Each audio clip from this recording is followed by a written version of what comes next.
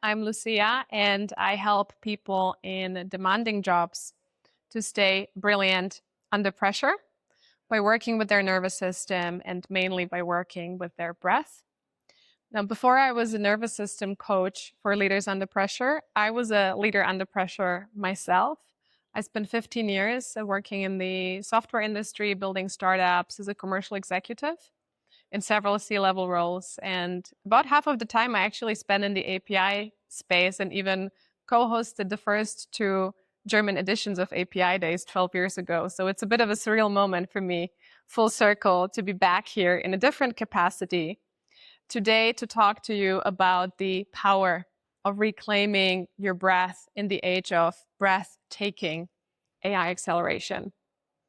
And before I talk about it, I actually want to give you a little taste of the experience first. Is there anyone in the room who has never done any breath work before? Newbies? Amazing. So this is going to be your initiation into breath work. We're going to start together with just a very short, simple 1-minute breath practice. To do that, I invite you to sit up straight, ideally not leaning back. The technique that we're going to use is very simple. It's called the physiological sigh. You take one deep inhale through the nose, one extra sip of air on top, and then a slow, long exhale with a sigh through the mouth. I'll demonstrate again.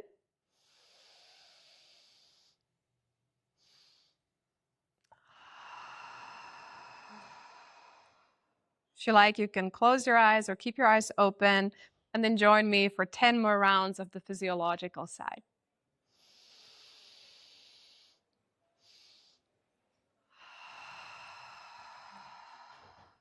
9,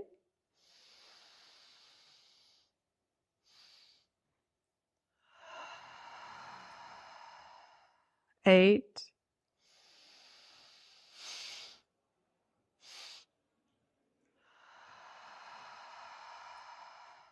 7,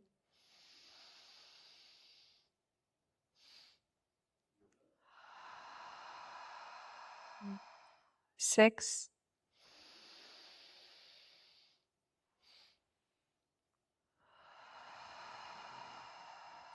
5,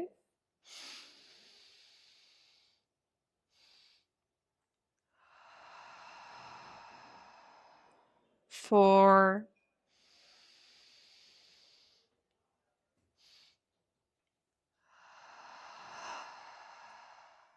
3,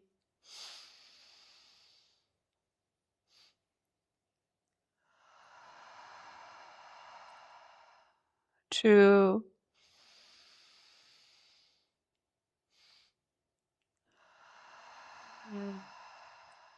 and last one. Double inhale through the nose. Long, slow exhale through the mouth.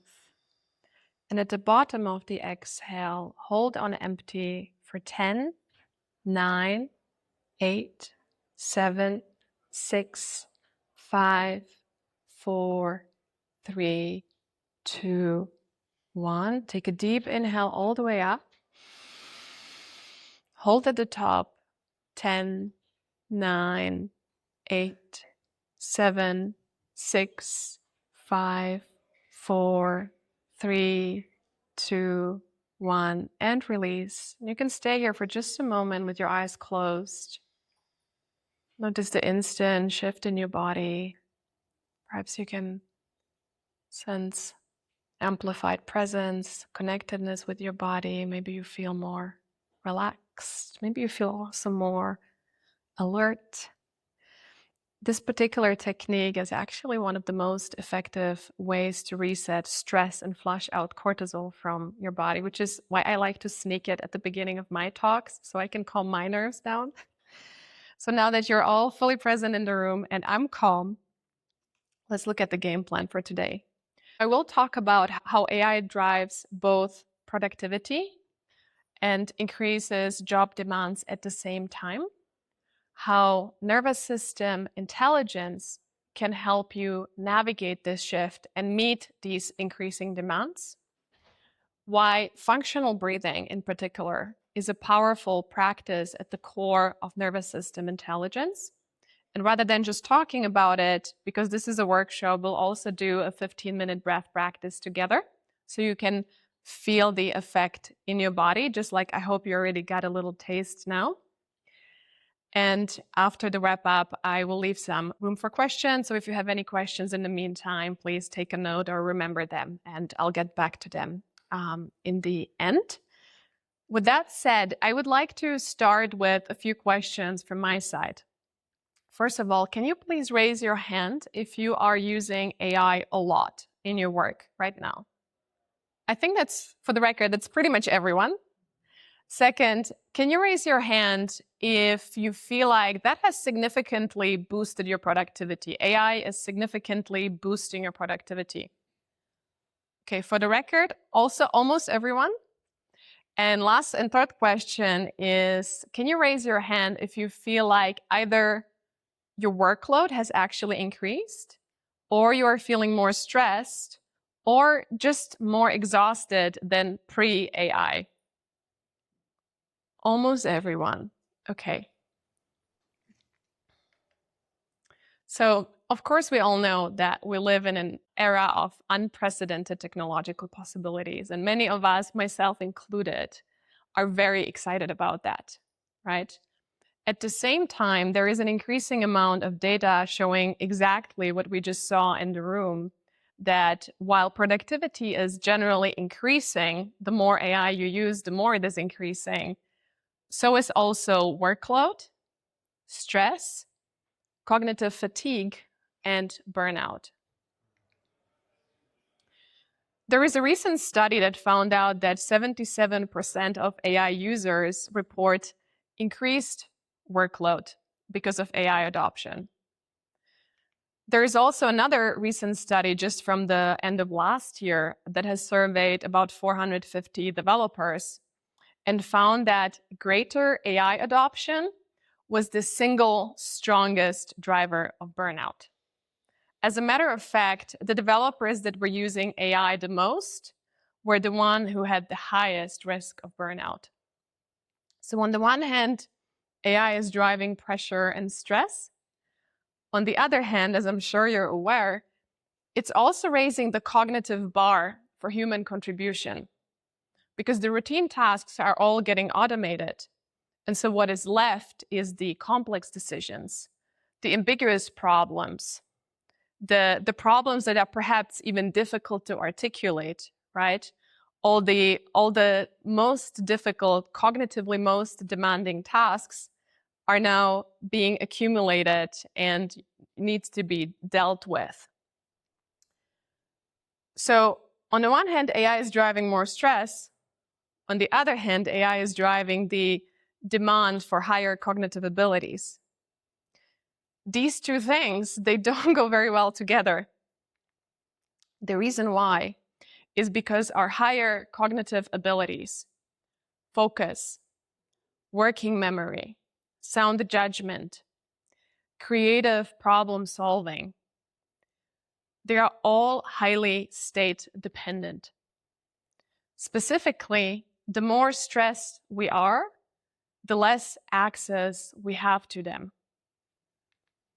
Under acute stress, the prefrontal cortex, which is the executive center of our brain, where all the higher cognitive abilities are located, is effectively taken offline. And instead, the more ancient and more primal circuits in the brain, mainly the amygdala, take over and literally hijack the whole brain. This is why we get reactive on the one hand, but because these circuits are faster but less sophisticated, we also lose a lot of our cognitive capacity. Studies are actually showing that when we are stressed, we lose up to 40% of our cognitive capacity. And by the way, the stress doesn't even need to be particularly intense. Even mild stress, if you can't escape it, is enough to trigger this loss of cognitive functioning. A lot of times also without us realizing, it's a bit like having 2 beers and you still think that you're in full control of your faculties, right? So the same thing, this kind of backdrop of chronic stress, your cognitive functioning is impaired, but you still think you're fine.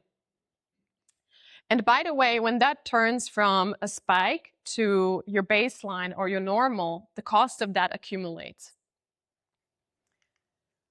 What's also important to know is that passion and euphoria don't make you immune against burnout. And I want to mention this explicitly because I know a lot of you are probably very excited about these limitless technological possibilities and the ability to produce more than ever and feeling so productive. It can give you also a rush of adrenaline, dopamine, euphoria. But there is actually research that is showing that in particular people who are passionate about their jobs, or in this case, who are passionate about the limitless possibilities, excited about them, are actually at a higher risk of burnout, because this is where you're most likely to ignore your bodily signals that you're tired, ignore rest. I've heard some people are getting up in the middle of the night to prompt their agents so they can keep producing. Are they among us here today? Anyone had ever woken up in the middle of the night? There is, okay, 2 people. So one thing that I want to definitely give you as a food for thought today is, especially if you are very euphoric, very excited about the possibilities, this is where you should be more, not less, mindful about pacing yourself. And so regardless of whether you're super excited or just mildly excited or not excited at all, this leaves us with a conundrum. The stress that AI is driving erodes exactly the higher cognitive abilities that AI is making more necessary. That's a problem, right? Luckily, there is a silver lining and there is a good news. And the good news is that we can influence the state of our nervous system deliberately to quite a large degree. And I call the set of skills that lets you do that nervous system intelligence. I also believe that nervous system intelligence might be the most important meta skill for the future, because it's what allows you to access all of the higher cognitive abilities and higher human abilities in general that are only going to get more important as AI is gaining more traction, and are going to get harder to access as AI acceleration is driving even more stress. So the gap between the abilities that you need and the abilities that you can access is going to widen unless you proactively do something about it. And the work that you do with nervous system intelligence is that proactively doing something. Nervous system intelligence rests on 4 pillars. It starts with awareness. Awareness is fundamentally about understanding how our environment, our lifestyle, our habits are shaping the state of our nervous system, and how that state of the nervous system in turn impacts what abilities we can access. The second pillar is regulation. Regulation is about having a set of tools, a toolkit, that allows you to shift the state of your nervous system on demand in real time so you can access more of your higher abilities. The third pillar, training, goes one step further. It is fundamentally about building more range and more resilience over time. So the baseline of your nervous system stabilizes at a level of higher functioning in general, and that you also can become more resilient under pressure. So things that used to throw you off center don't have the same type of impact on you. And last but not least, the fourth pillar, context engineering. Context engineering is about making proactive choices about our environment, our lifestyle, our habits that support our nervous system balance and restoration. So let's dive into awareness first. Awareness starts with understanding the 2 main functions of our autonomic nervous system. That's the part of our nervous system that is running all of the functions in our body that generally operate outside of our conscious control. Your heart rate, your digestion, your blood pressure, your brain waves, and so on. Now, this system has two branches that pull in opposite directions. The first one is the sympathetic branch. You can think of this as the accelerator. This is what's mobilizing your body for action. It's activating you. And the second one is the parasympathetic branch, which is effectively our brake. This is what governs rest and recovery. Now, we are built to move fluidly between these two states. Spike of sympathetic activation to meet a challenge, to meet a demand, and then settle back into rest and recovery to recuperate from the effort that we have just exerted. The problem of modern work, and AI is further accelerating this, is that we spend most of our time in this activated sympathetic state, right? I see people nodding. And barely any time in proper deep rest. A lot of times, even when we take time off from work, we spend it in ways that don't really regenerate our body and our mind. Scrolling on Instagram is not deep restoration. Over time, when you don't restore the system enough, you start losing your capacity. Your capacity starts eroding. And if you go further down that path, eventually you can lose the capacity to restore in itself. And that is what burnout is. It's a lost capacity to restore.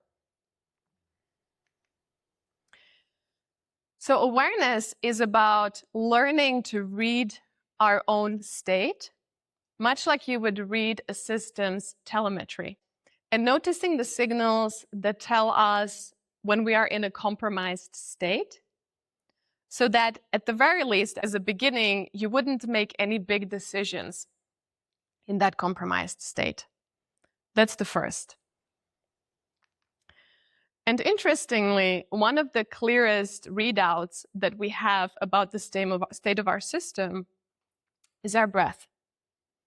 When you notice that your breath is fast and shallow in your chest, that's how you know that you are in an activated sympathetic state.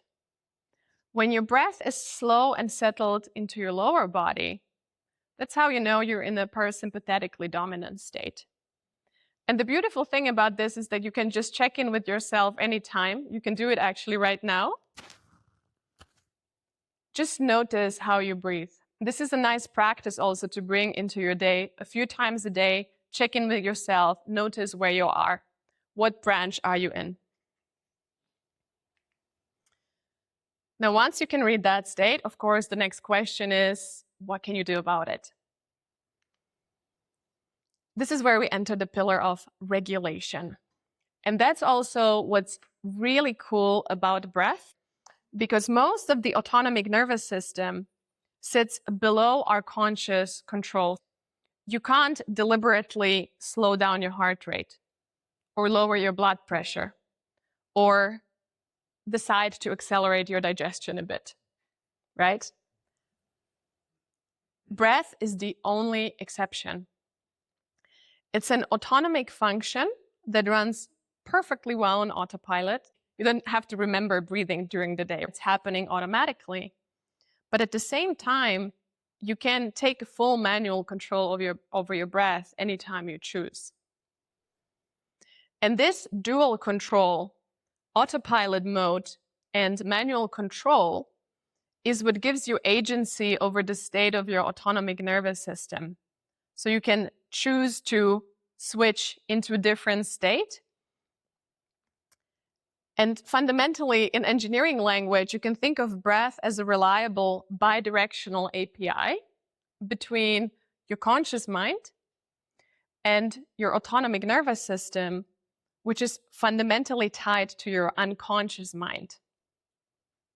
You can read state through it, and you can write changes to that state through it if you choose to take the manual control. And this gives you agency over fundamentally how you experience life and how you show up as well, because you can choose which state you want to be in. For example, when you breathe slow and deep into the lower body, you're stimulating the vagus nerve, which is this yellow nerve that you see on the picture here. And you can see how many of the branches and receptors it has around the diaphragm and in your viscera. Actually, most of its endings are in your viscera. And so when you breathe deep and low into your lower body, you are literally mechanically massaging this nerve that then sends a calming signal back up to the brain. And when the brain receives the calming signal, it sends a top-down calming signal to the whole body. So simply by shifting your breath to breathe low and slow into your lower body, you can move the whole system towards a more calm and focused state. So effectively, by taking control over your breath, you can actually take control over your mind. And that's something that I personally find incredibly empowering. By now, you might be wondering, how do you actually do it? What's a good way to breathe? I want to teach you the 4 basics of good breathing or functional breathing that you can apply in your day-to-day, anytime, anywhere. You don't even need to have a dedicated practice. The foundations are really simple. 4 things. Number 1, posture. You want to sit or stand tall so that your diaphragm has room to move. That's the first. By the way, I'm really happy to see everyone shuffle a little bit, like, nice posture. Well done. Paying attention. Number 2, nose. You want to breathe through your nose as much as possible during the day, during the night, even during light exercise. It is way more important than you think. I don't have time to go into the science, but nasal breathing is one of the most important adjustments that you can make. If there are any reasons why you cannot breathe through your nose, because it's blocked and so on, I definitely recommend you to address it, have it checked out, try to resolve it, because in the long run, inability to breathe through the nose is a brain health issue. So the second one, breathe through the nose. Third, breathe low. Learn to root your breath into the lower body. This is because of the vagus nerve that I just showed you. You want to stimulate all of these lower branches of the vagus nerve in your viscera. And number 4, slow down. Most of us breathe way too fast. Average breathing rate is actually 12 to 14 breaths per minute for most people. The optimal breathing rate to stay in a calm and focused state is 5 to 6 breaths per minute. So for most of us, that means slowing down to breathe about twice as long as you're used to. So these are the basics. What I wanted to mention here as well, there is a whole range of more advanced and perhaps even more exciting breathing techniques that can get you into specific states. You can also energize yourself. You can get into a state of deep focus on demand. You can get into a state of expanded creativity on demand, which has a very different blueprint than focus, right? One is convergent, one is divergent. So you can basically control your nervous system in these broad categories, for example, from stressed to more calm. But you can also, with different techniques, you can calibrate it more precisely, more granularly. I want deep focus, or I want more creativity. However, we don't have time to go into all of these details today. So today, the functional breathing that I'm sharing with you is the foundation underneath all of the other breathing techniques. It's a great starting point. And what I love about it is that you can do it anytime, anywhere, because it's so discrete. Right? There are other techniques where you can, when you start hyperventilating here, people might think that you're not okay. But these techniques, posture, nose, low, slow, no one will even notice. So you can regulate yourself with that throughout the day. And my favorite part about it is that it doesn't even require extra practice time. You don't even need to allocate more time to it. You can simply practice anytime you breathe. The way I like to put it, each one of us is taking about 20,000 breaths every day anyway. You might as well do it well, in a way that supports your nervous system and it supports your brain. Every breath you take during the day is an opportunity to practice and support your nervous system and your brain. And speaking of practice, that's exactly what we're going to do now. So for that, I invite you to once again find your straightest, best posture that you can find, ideally not leaning back, but maybe scooting over to the front of the chair. So it's sitting kind of a little bit on the edge of the chair, or exactly, very nice. If you like, you can close your eyes, keep your eyes open, whichever you prefer. Make sure both your feet are firmly rooted on the ground, palms resting on your thighs or palms up, both okay. And just first of all, taking a moment here to check in with yourself without changing anything. Just bring your awareness to your breath. And first of all, notice how you breathe. If it helps you, you can also bring one hand on the belly, one hand on the chest. And just starting with the awareness here. Is your breath settled in your belly? Is it rather high in the chest? Without judgment, just notice.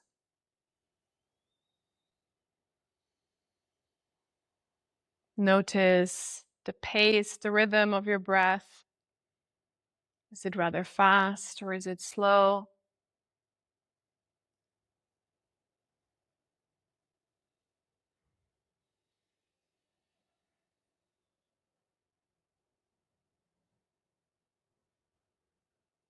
Notice the depth of your breath. Are you breathing deeply or is it relatively shallow?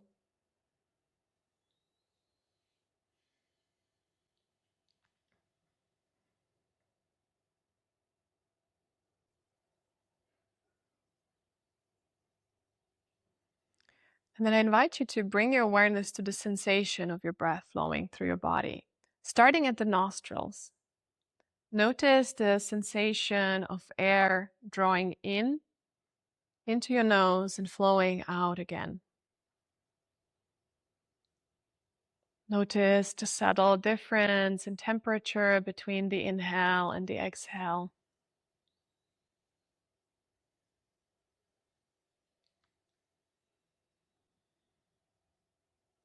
Following the breath into the body, take a pause at the throat. Feel the sensation of breath flowing in and out of your throat. Perhaps you can sense the subtle difference in temperature even here between the inhales and the exhales.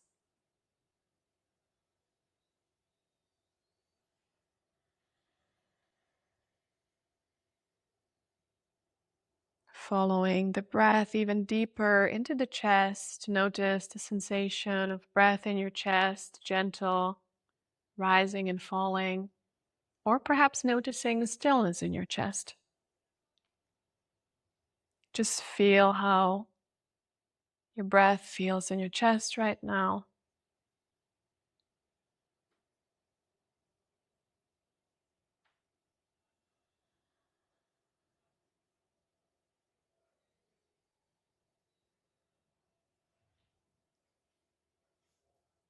Then moving even deeper down into your abdomen, notice the sensation of breath in your abdomen, a gentle rising and falling.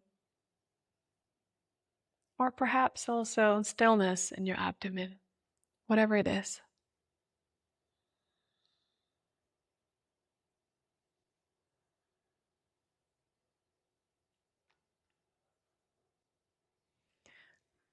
And then keeping your awareness anchored here in your lower body. And now we're going to start gently direct the breath.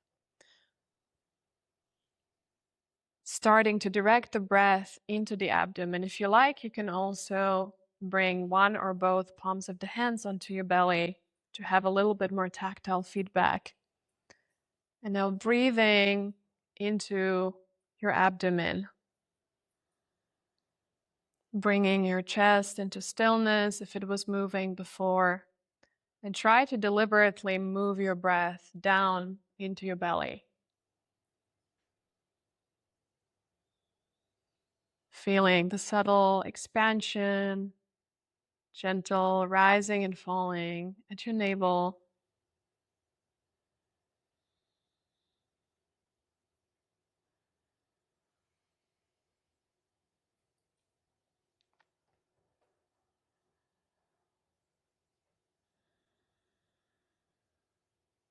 And then you can start expanding the breath in the lower body. So starting to breathe a little bit more boldly without becoming too forceful. Try to expand the sensation of the breath in the lower body while still keeping it low. So deeper, bolder breaths into your abdomen. Notice how the sensation inside changes. Now, of course, we all know we don't have lungs in the belly. However, if you're breathing deep into the lower lobes of your lungs, your diaphragm descends and creates this downward pressure onto the organs in your abdomen. And this is what we can feel as a sensation of breath in the lower body. So it's fundamentally the pressure from the diaphragm being distributed down through the viscera. So you can either stay here or come even one step deeper with me. So what we just practiced now is belly breathing. It's the simplest form of diaphragmatic breathing. There is a deeper form called pelvic breath. So now imagine you're trying to draw your breath all the way down towards your tailbone. So into your seat and to the back. And to get the breath there, you want to slightly engage your core so that now the belly is not expanding as much to the front, and rather we get more of the pressure from the diaphragm to distribute downwards towards the seat and also more towards the back of your body, right? So we're controlling the expansion of the abdomen just a little bit without straining, just a little core engagement, and continue expanding the breath into the lower body. Imagine you're trying to draw it all the way down towards your tailbone. Notice the shift in the sensation. Perhaps you can notice that this is getting a little bit more effortful, a little bit more difficult. The diaphragm is pressing against more pressure. So perhaps you can also feel the increased pressure in your abdomen. Just a few more moments here, trying to draw the breath all the way down into your seat towards your tailbone. So this deep pelvic breathing was actually a secret of the ancient martial arts masters to become physically and mentally immovable. When we learn to anchor the breath deep in our lower body, it's like a tree growing deep roots into the ground so that you become immovable, resilient, stable in the middle of a storm. The deeper you can breathe, the more stable your mind becomes. So now that we have grown these deep roots, we want to also grow upwards like a tree. We want to branch out. So imagine now you're trying to invite the breath to expand upwards from the seat, but still anchoring it in the lower body. So imagine like water filling a glass. You are breathing in first into your seat and then allowing the breath to rise higher into your chest. And primarily, as you're breathing through the middle of the body, I would like you to pay attention to the expansion in your side. So you can even bring the palms of your hands on the side of your rib cage. And as the breath is rising from the seat through the middle of your body, imagine you're trying to find as much expansion as you can towards the side.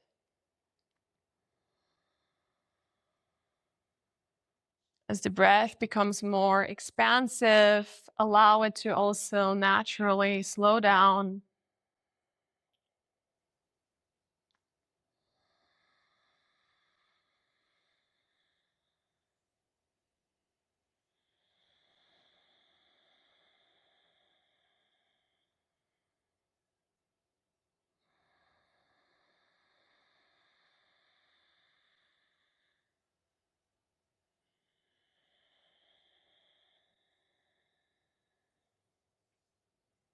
And lastly, we're going to add the temporal dimension.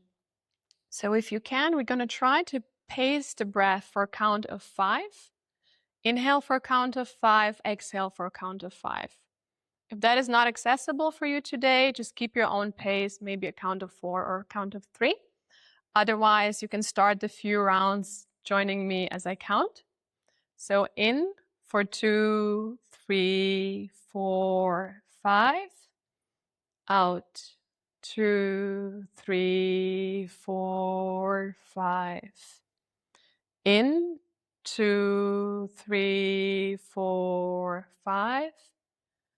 Out 2, 3, 4, 5. In 2, 3, 4, 5. Out 2, 3, 4, 5. In 2, 3, 4, 5. Out 2, 3, 4, 5. And continue for a few more minutes on your own. If you like, you can extend the breath even further if it's accessible.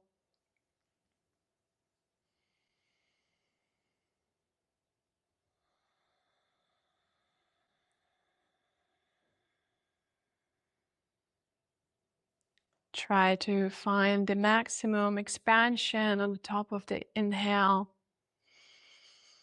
without straining, without being too forceful. And try to find complete emptiness on the exhale, actively exhaling all the breath out.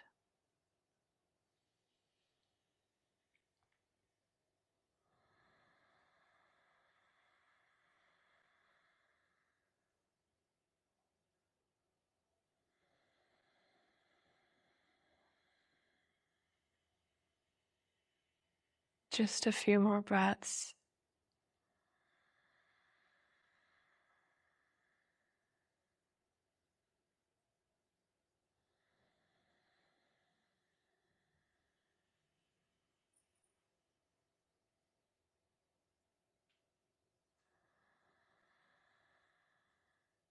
And then release the control of the breath. You can stay here for just a few more moments and notice the shift in your body.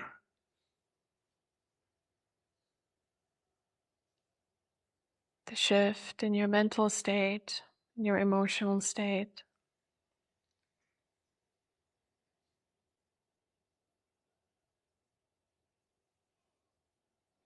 And whenever you're ready, you can slowly blink open your eyes.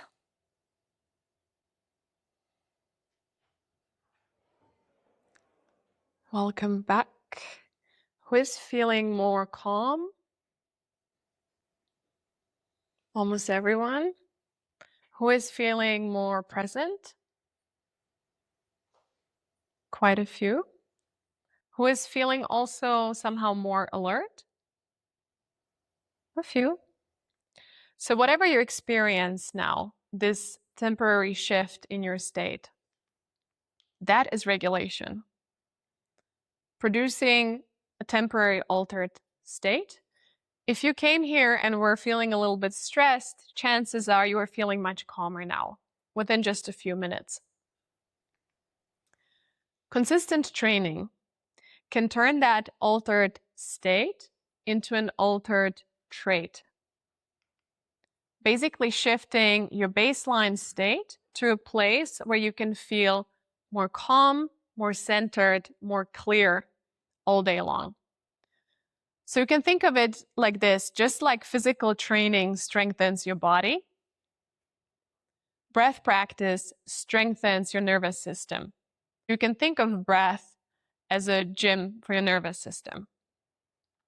And over time, if you practice regularly, you can develop, among other things, higher heart rate variability, which is a key marker of a resilient and flexible nervous system, better emotional regulation, and also enhanced cognitive function, especially better access to higher cognition under pressure.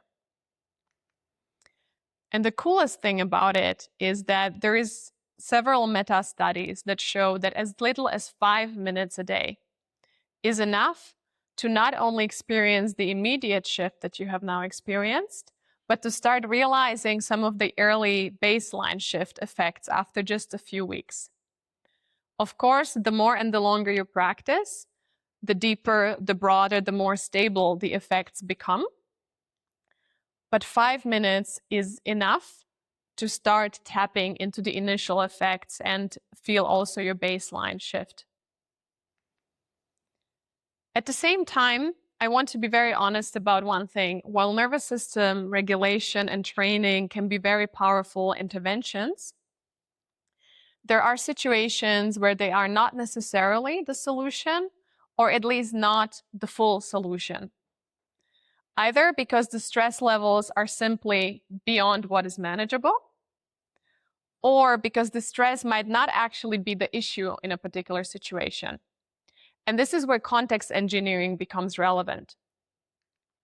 So context engineering is basically about deliberately designing the external conditions that our nervous system needs to thrive, rather than only trying to internally regulate yourself or train your nervous system while you're operating in conditions that are working against you, basically. One example that I want to mention in the context of AI use is the type of cognitive fatigue that you experience from prolonged, intense mental effort without sufficient breaks. This cognitive fatigue has a different source than the cognitive impairment from stress. It is literally accumulated metabolic waste in your brain, kind of like trash that accumulates in your brain over the day. And the only effective intervention to take this trash out, to flush it out, is a good night's sleep. It's the only one. This is not something that breathing can help you a lot with. So if you only take one thing away from today, please protect your sleep to the degree that you can. Of course, if you have small kids at home, that's a different situation. But I would definitely not recommend to voluntarily sacrifice your sleep for the sake of productivity, cutting your sleep short, or getting up in the middle of the night to prompt your agents. It's not worth it. It erodes your cognitive functioning in the short run, and it's a brain health risk in the long run, because you need to flush the trash out every night. On top of that, if you're in a really mentally demanding job, and I suspect most of you in this room probably are, proper breaks during the day are a second line of defense. Proper meaning actually completely stepping out, disengaging, ideally stepping outside, going for a walk, or even naps during the day can also help you restore some of the cognitive ability. Which brings me to the takeaways for today. So here's what I want you to take away from this workshop. First, nervous system intelligence is a key meta skill for the future because it helps you access the higher cognitive abilities and the higher human abilities that are going to become more and more important and harder to access.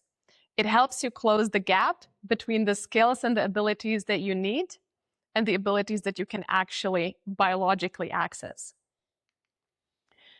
Number two, it starts with awareness. And the simplest way to read your state is to observe your breath.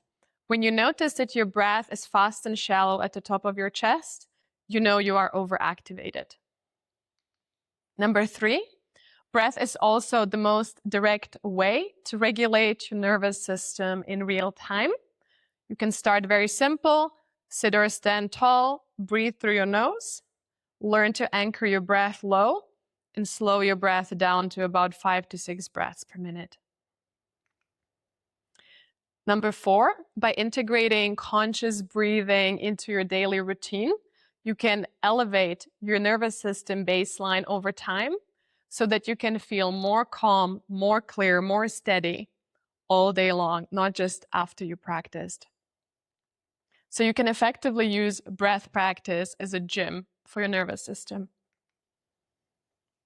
Number five, context engineering is taking nervous system intelligence one step further by deliberately designing the external conditions that your nervous system needs to thrive.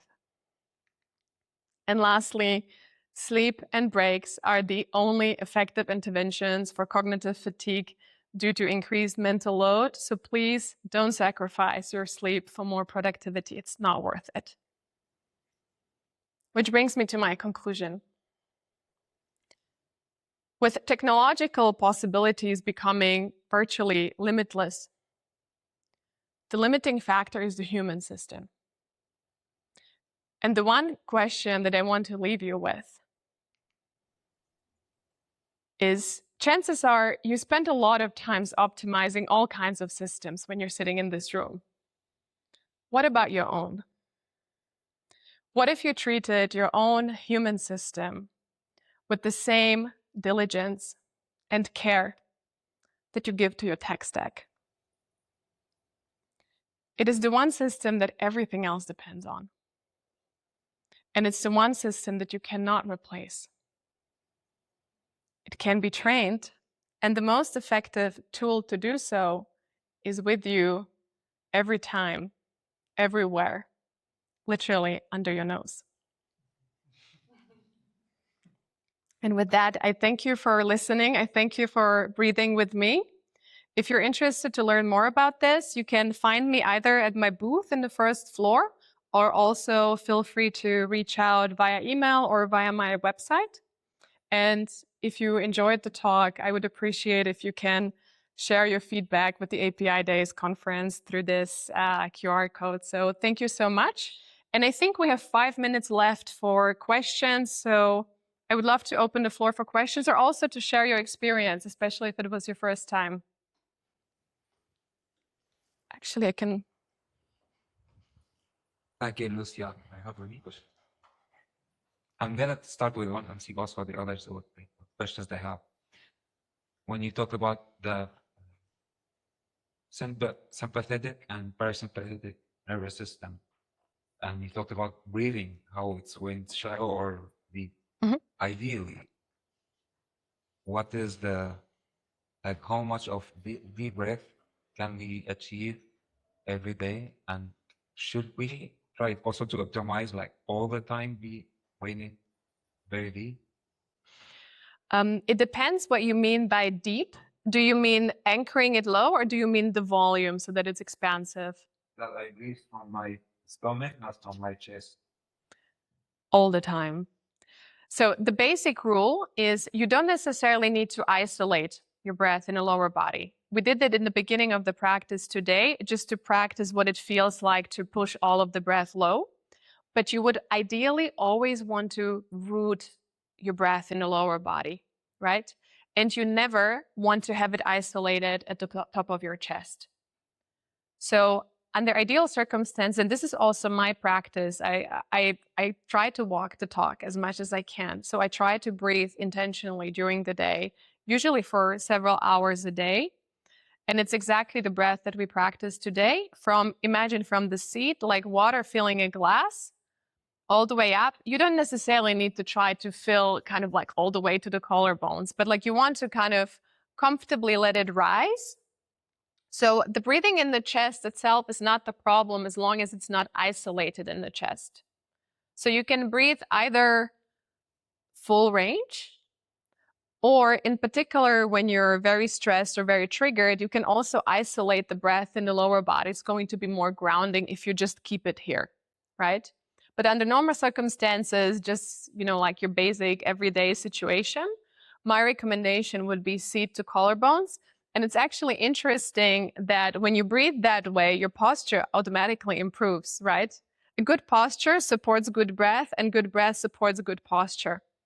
And the posture alone has actually a big effect on how our brain works. Great question. Thank you.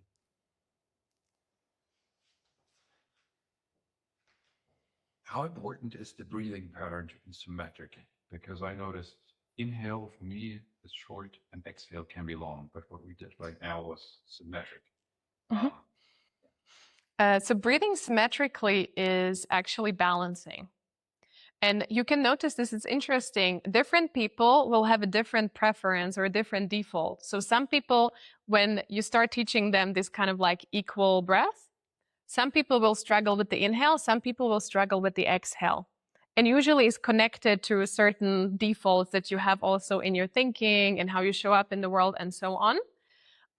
So I would say it is worth practicing to have this balance. So for example, when you think of the inhale and exhale, every inhale activates your sympathetic branch.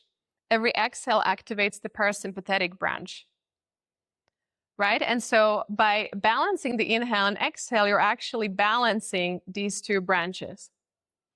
So overall, your nervous system is going to be more balanced. But if you, under normal circumstances, so if your exhale is longer than your inhale, I would assume that you're a relatively calm person, because a longer exhale breathing is always going to be calming. So would I need to change that? Or, I don't know, have more sympathetic response to be more quick, or I don't know. Potentially. So I wouldn't necessarily use the word need. I would say you could benefit from changing that. So a lot of times the thing that doesn't come naturally to us is the thing where we have room for growth, right? So like for me, for example, breathing very slow is very easy, but I actually tend to dislike fast breathing. So this is what I incorporate into my practice, because different types of breathing are actually both in the moment, triggering different states, but also in this long-term training, trigger different adaptations in the body. So for example, rapid breathing, we didn't do any of that. When you do kind of like a hyperventilation, is actually stimulating like fast firing in the brain. Whereas this long range breathing, especially when you start extending it longer and longer, maybe 10 seconds in, 10 seconds out or beyond, so like 2-3 breaths per minute, you can get into very deep meditative, intuitive states, long range thinking, visionary thinking, and so on. So the pace of your breath is absolutely connected to, I would say, the operating mode of your brain.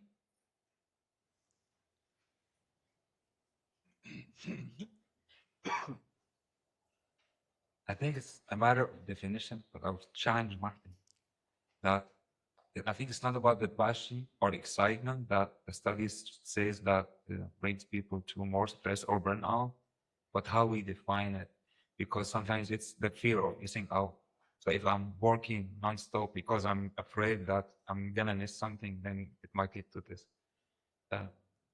Maybe you can comment on this. I agree. I agree. The other thing is to make it practical. I know everyone is different and everybody is different. But do you say, because I heard also a study, up to 88% of people who use AI heavily, also you said something really similar, they experience burnout.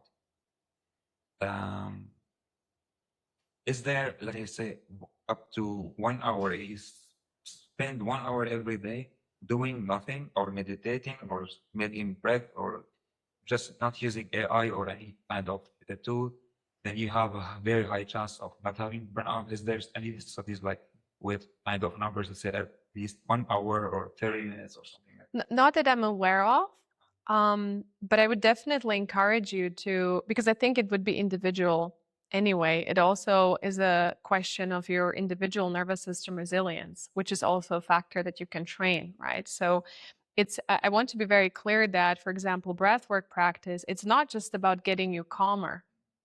Yes, if you're currently in a stressed state, then calming you down is what you need.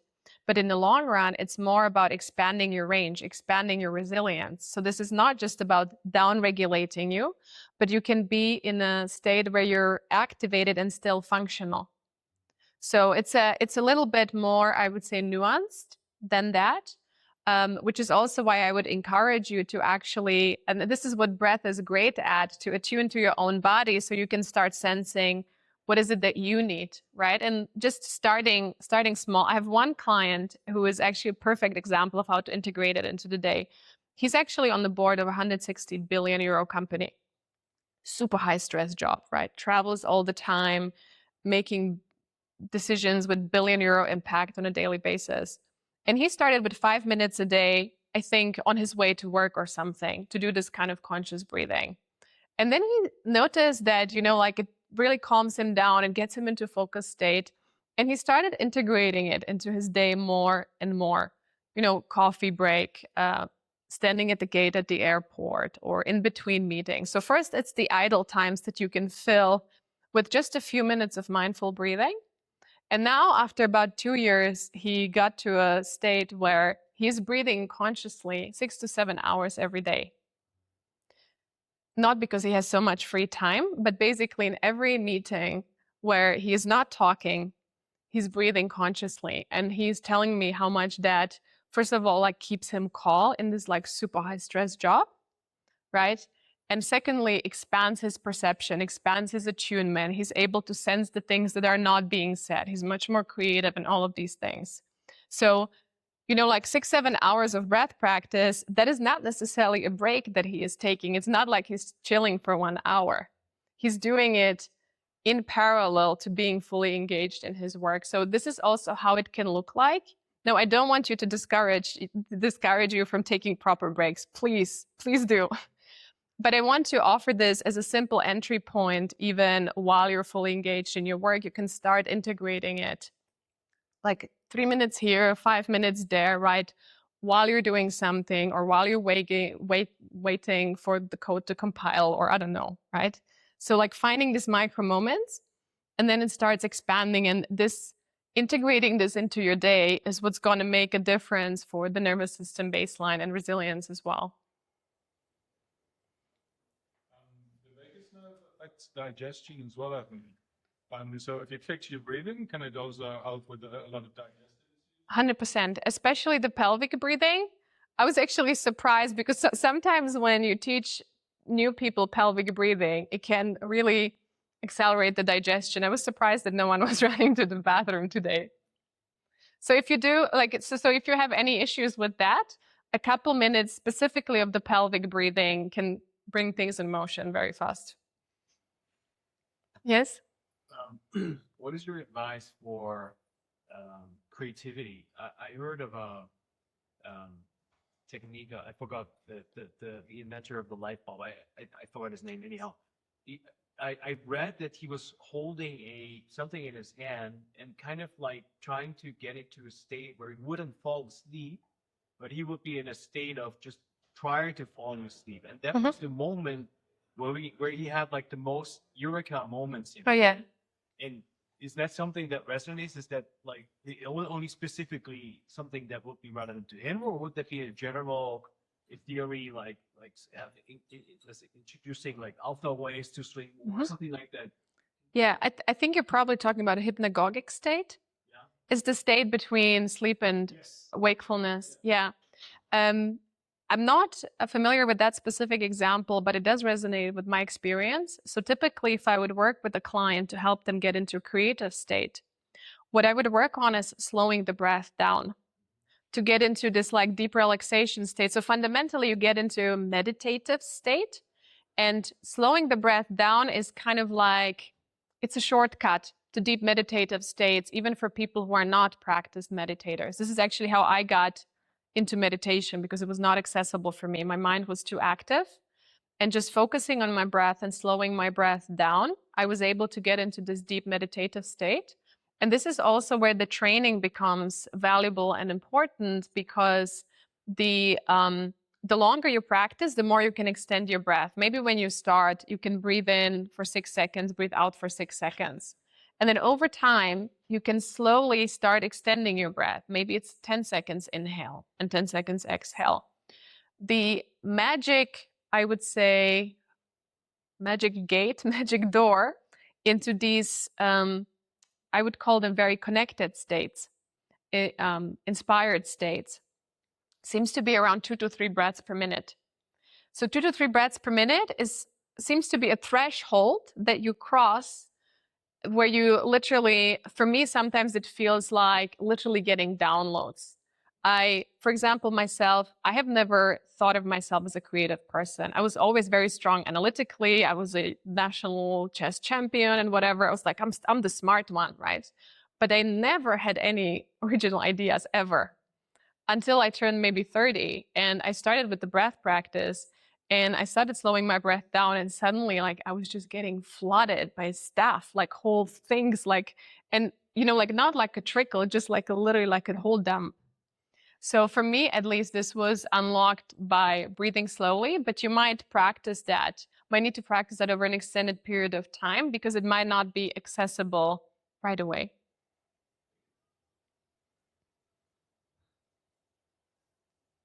Any more questions? Okay, I think we're already actually, was there one more question? Yeah.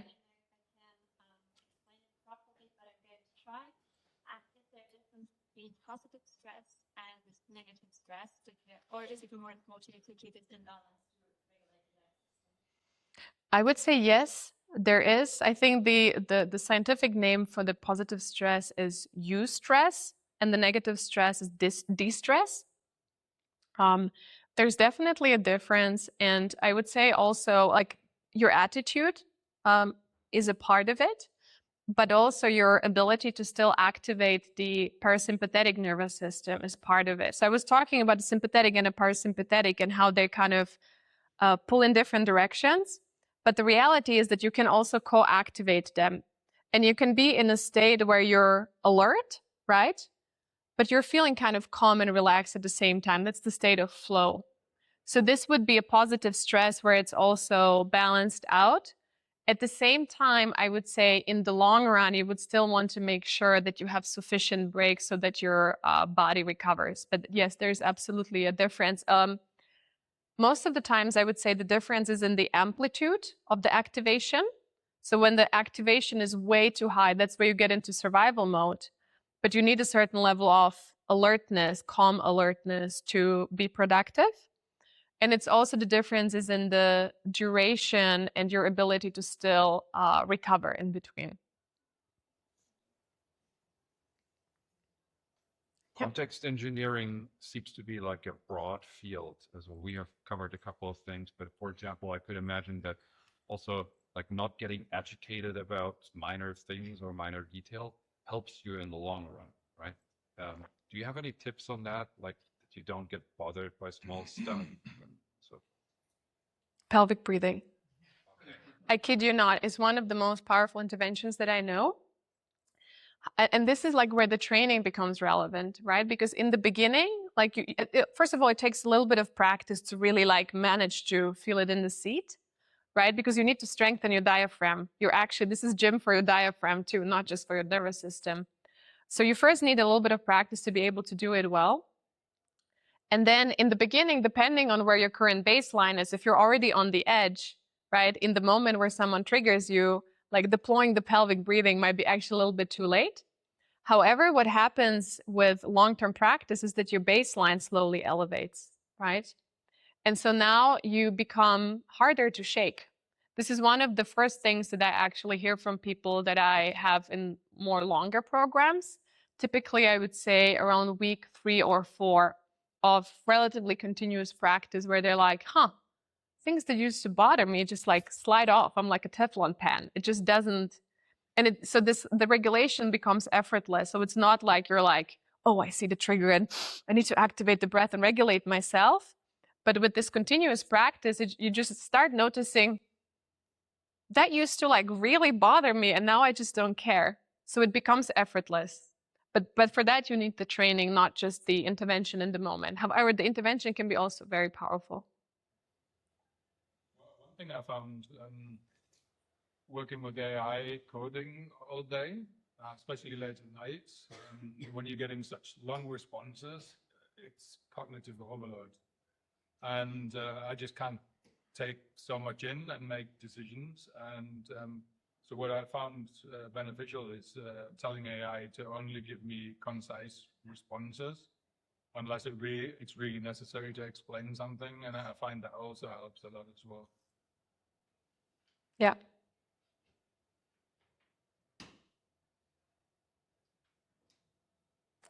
Okay, then let's wrap up. Thank you so much for also the very engaged discussion. And again, feel free to reach out. Find me on on the web, on LinkedIn, at the booth in the first floor. And again, if you like the talk, feel free to share your feedback. And yeah, I hope to maybe stay in touch with some of you. Thank you.